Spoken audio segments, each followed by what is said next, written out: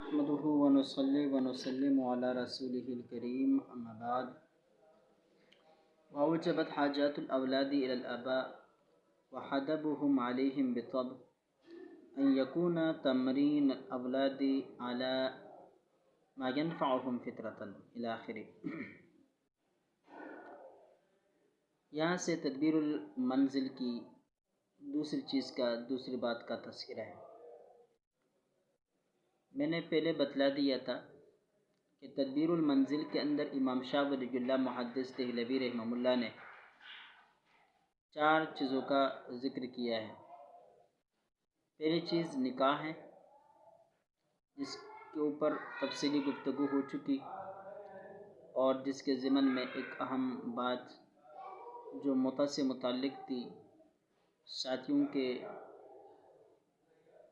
حکم پر اس کی تفصیل بھی آپ کے سامنے پیش کر دی گئی۔ دوسری چیز والدین اور اولاد کا تعلق، یہ تعلق 2 طرفہ ہوتا ہے۔ اولاد کا والدین کے ساتھ تعلق ہوتا ہے اور والدین کا اولاد کے ساتھ تعلق ہوتا ہے، اور یہ دونوں عقلی تقاضوں کے عین مطابق ہے۔ اولاد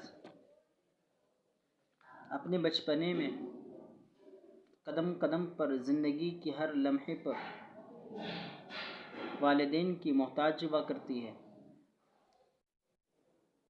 اور اس مقام پر والدین کا ان کے ساتھ حسن سلوک کرنا انتہائی ضروری قرار پاتا ہے، اور اس میں کسی قسم کی کوتاہی کرنا یہ صحیح نہیں سمجھا جاتا۔ اس مسئلے کے لیے اللہ رب العزت نے والدین کی دلوں کے اندر اولاد کی محبت بٹھائی ہے، تاکہ وہ بچوں کی پوری طرح دیکھ بھال کر سکے اور ان کی پرورش کر سکے اور ان کی تربیت کر سکے۔ شریعت مطہرہ نے کچھ حقوق اولاد کی والدین پر رکھے ہیں۔ ان میں سے یہ کہ اولاد کے اچھے نام رکھے جائیں اور ان کی تربیت کی جائیں، ان کو اخلاق سکھائے جائیں، اور جب وہ شادی کی عمر کو پہنچے تو ان کے لیے شادی کا بندوبست کیا جائے۔ حضرت عمر فاروق رضی اللہ تعالی عنہ ارشاد فرماتے ہیں کہ ایک مرد پر لازمی ہے کہ وہ اپنی اولاد کے لیے صحیح ماں کا انتخاب کرے۔ صحیح ماں کا مطلب دیندار، دیانتدار خاتون کو بطور بیوی کے گھر لے کر آئے کہ کل وہ جب اس کی اولاد کی ماں بنے گی اس کی اچھی تربیت کر سکے۔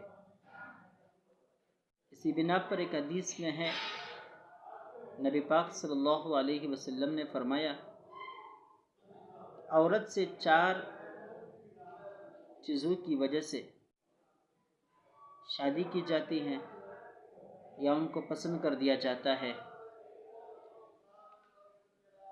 مال، جمال، حسب و نسب اور دین۔ مال دیکھا جاتا ہے، خوبصورتی دیکھی جاتی ہے، حسب نسب اور خاندان دیکھا جاتا ہے، اور نمبر 4 دینداری دیکھی جاتی ہے کہ اس کے اندر کتنی دیانت ہے، کتنے نہیں۔ نبی پاک صلی اللہ علیہ وسلم اپنی ترجیحی بات ارشاد فرماتے ہوئے یوں بیان کرتے ہیں: فاظفر بذات الدین، دیانتدار خاتون کو نکاح میں لا کر کامیابی حاصل کرو۔ تو والدین کی ذمہ داری، خصوصاً والد کی ذمہ داری کہ اپنے لیے اچھی زوجہ کا انتخاب کرے تاکہ وہ بعد میں بچوں کی پرورش اچھی طرح کر سکے۔ اس بات کے لیے اللہ رب العزت نے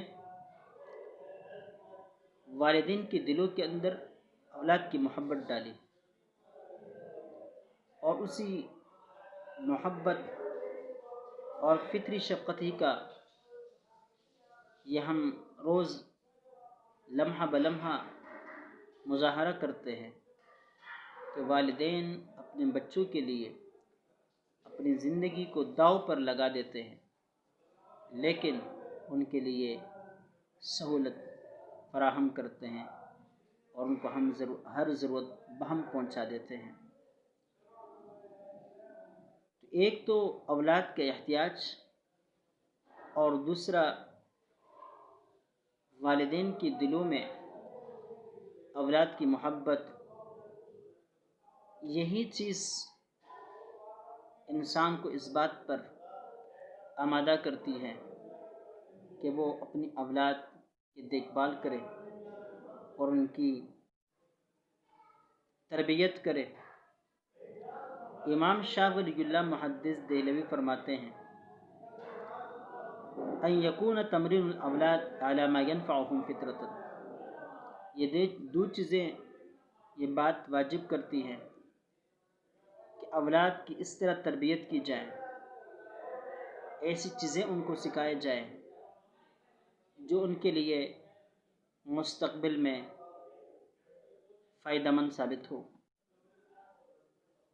اور اسی کی طرف نبی پاک صلی اللہ علیہ وسلم نے ایک حدیث کے اندر اشارہ کیا کہ کسی باپ نے اپنے بیٹے کو اس سے بہتر کوئی ہدیہ نہیں دیا کہ اسے علم سکھایا جائے، اس کی تربیت کی جائے، اسے اخلاق سکھائے جائے۔ یعنی سب سے بہتر، سب سے اعلیٰ تحفہ اپنے اولاد کے لیے والدین کا یہ ہے کہ ان کی اچھی تربیت کی جائے۔ آج لوگ اپنے بچوں کو تعلیم تو دیتے ہیں، تربیت نہیں کرتے۔ یہی وجہ ہے آئے روز ایسے دلسوز مناظر سامنے آتے ہیں کہ جن کا کس زمانے میں سوچا بھی نہیں جا سکتا تھا، اب ہم ان کو اپنی آنکھوں سے دیکھتے ہیں، مشاہدہ کرتے ہیں، اخبارات کی وہ زینت بن جاتے ہیں۔ سوشل میڈیا پر ایسے واقعات کی بھرمار نظر آتی کہ اولاد اپنے والدین کو خود اپنے ہاتھوں سے انجانی کر دیتے ہیں، ان کو ظلم اور ستم کا نشانہ بناتے ہیں، صرف میراث بٹورنے کے لیے، صرف مال و دولت پر قبضہ کرنے کے لیے، صرف منصب کو اپنے ہاتھ میں لینے کے لیے۔ یہ ساری چیزیں کیوں ہیں؟ ہم نے اپنی اولاد کو اعلیٰ ڈگریاں تو دلا دی، بڑے اسکولوں میں، کالجوں میں، یونیورسٹیوں میں ان کو پڑھوایا، لیکن ہم نے کبھی ان کے اخلاق کے اوپر نظر نہیں رکھی اور ان کے ہم نے کوئی دینی تربیت نہیں کی۔ یہی وجہ ہے کہ اس قسم کے مسائل سامنے آتے رہتے ہیں۔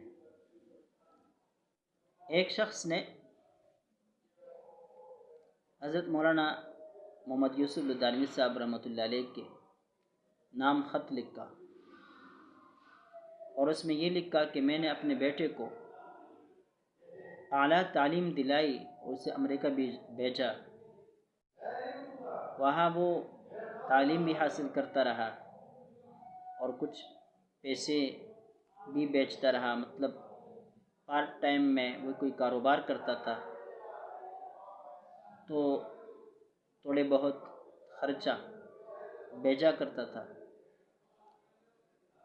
کہتے ہیں میں نے اپنی کمائی سے اور اس کے پیسوں سے گھر بنایا اور جب وہ واپس آیا تو مجھے گھر سے باہر نکالا اور کہنے لگے یہ تو میرے کمائے ہوئے پیسوں پر تو نے گھر بنایا۔ مولانا یوسف لدھیانوی صاحب رحمۃ اللہ علیہ نے اس باپ کو جو کچھ سنایا وہ آپ کے مسائل ان کا حل کے اندر ہے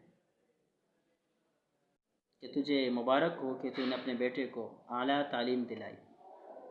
یہ اعلیٰ تعلیم ہے جسے پڑھ کر اولاد اپنے بچوں کو خبتی سمجھتا ہے۔ ایسے تعلیم قابل ضبط ہے، ایسی تعلیم اسے اعلیٰ تعلیم نہیں کہا جا سکتا جو انسانیت کے ماتھے پر کرنگ کا نشان بنا ہوا۔ اس لیے سب سے اعلیٰ تعلیم وہی ہے جو انسانیت سکھاتی ہے، جو آداب سکھاتی ہے، جو اخلاق سکھاتی ہے، جو خیرخواہی انسان کے دل کے اندر بٹھاتی ہے، جو احسان و سلوک کی طرف انسان کو راغب کرتی ہے، اثار و قربانی کی طرف انسان کو دعوت دیتی ہے،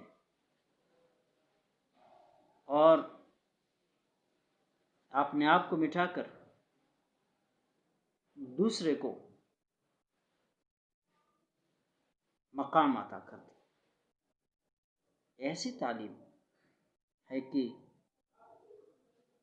انسانی فطرت کے مطابق تعلیم ہے۔ میں اس موقع پر ایک بات اور بھی عرض کرتا ہوں کہ یہ چیزیں ہمارے اندر اس لیے پیدا ہوئی کہ ہم نے دین و دنیا کے درمیان تفریق کر دی ہے، اور دین و دنیا کے اندر تفریق کرنے کے بعد ہم نے علوم بھی دینی اور دنیاوی دو پلوں میں تقسیم کر دی۔ حالانکہ کوئی علم نہ وہ دینی ہے نہ وہ غیر دینی ہے،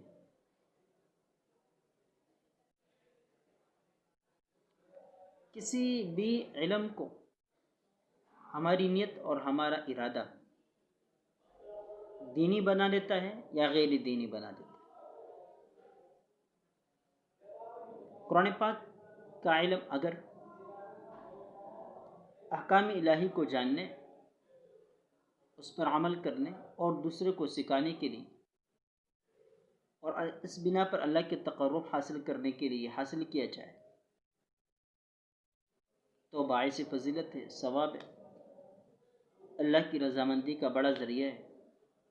لیکن اگر اسی علم کو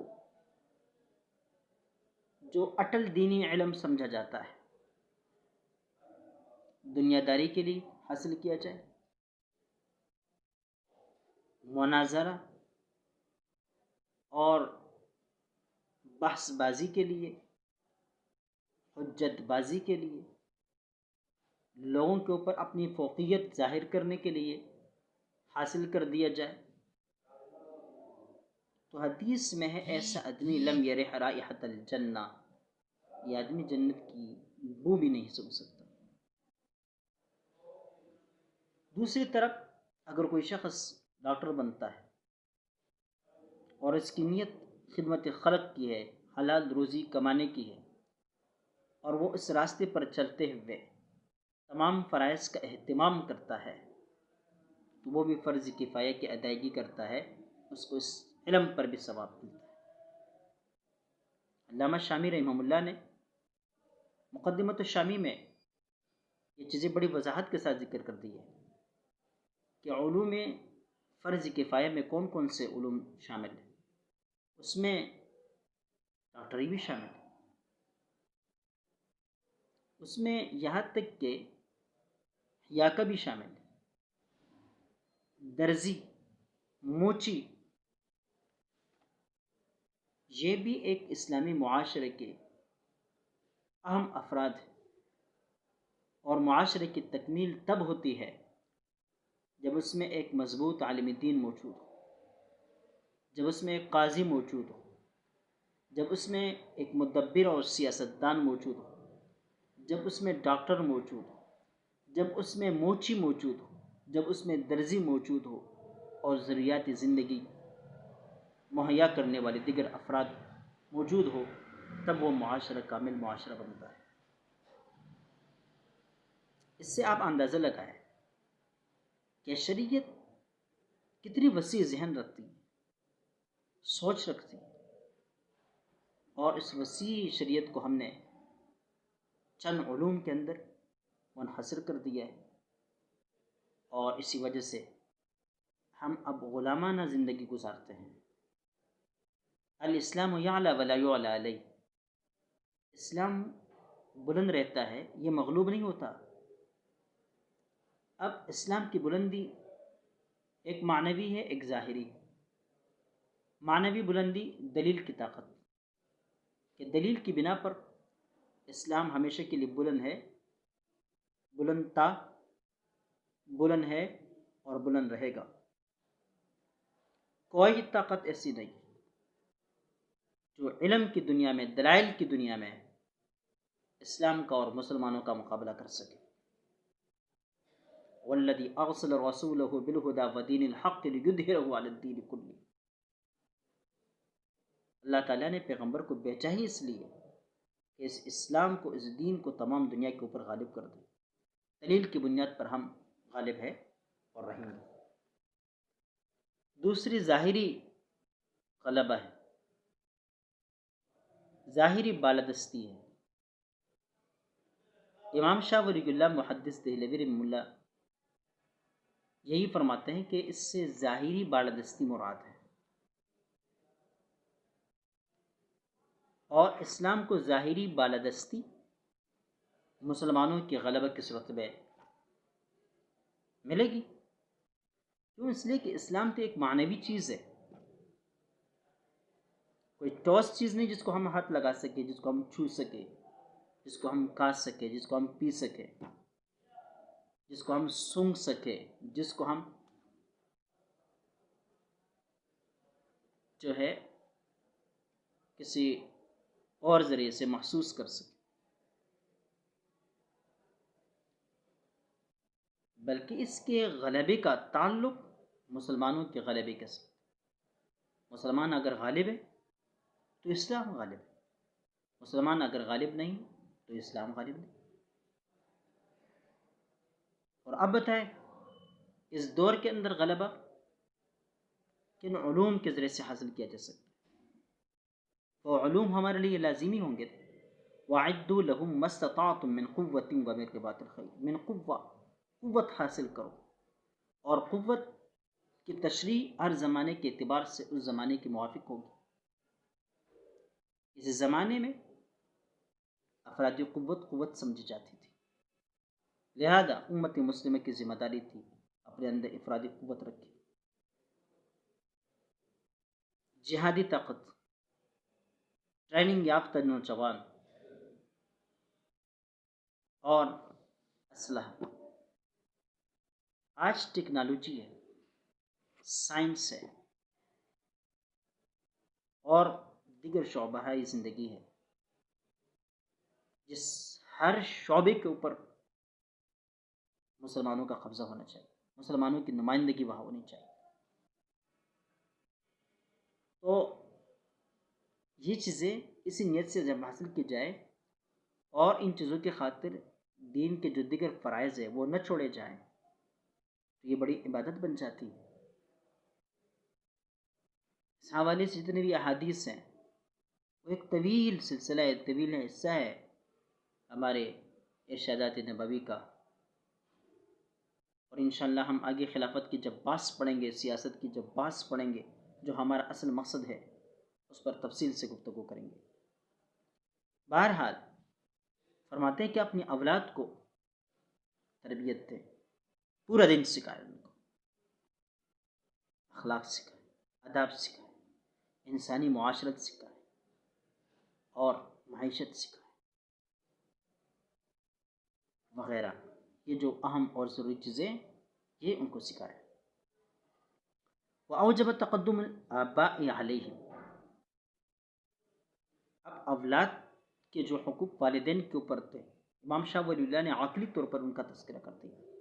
اب عقلی طور پر اسی بات کو ذکر کرتے ہیں کہ والدین کا بھی کچھ حق ہے اولاد کے اوپر، اور وہ یہ وَأَوْجَبَ تَقَدُّمُ الْآبَاءِ عَلَيْهِمْ، باپوں کا اولاد پر مقدم ہونے نے واجب کر دیا کہ اولاد بعد میں، والدین پہلے۔ اس تقدم کا تقاضا ہے، والدین کے تقدم کا تقاضا ہے کہ اولاد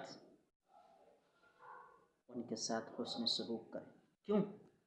اس لیے کہ فلم یکبر الا والآباء اکثر عقلا وتجربۃ، اس لیے کہ اباء و اجداد کا تجربہ زیادہ ہوتا ہے، عقل زیادہ ہوتی ہے، تو تجربہ اور عقل کے بڑھنے کی وجہ سے ان کا مقام بلند ہو جاتا ہے۔ مع ما یوجبہ صحۃ الاخلاق من مقابلۃ الاحسان بالاحسان، دوسری بات یہ ہے کہ اخلاق یہ بتاتے ہیں کہ احسان کا بدلہ احسان کی صورت میں دینا چاہیے۔ قرآن پاک نے بھی اس کا ذکر کیا، الجزاء الاحسان بالاحسان، کہ احسان کا بدلہ احسان ہی ہے۔ اس لیے اولاد کے ساتھ ہمیشہ والدین نے ان کے بچپنے میں حسن سلوک ہی کیا ہے۔ خصوصاً والدین نے تو اپنی نیندے بچوں کے لیے حرام کر دی ہے، اپنے اوپر اپنے راحتیں ماں اپنے بچوں کے لیے اپنے اوپر حرام کر دیتی ہے، اور وہ اپنے لیے نہیں سوچتی، اپنے اولاد کے لیے سوچتی ہے۔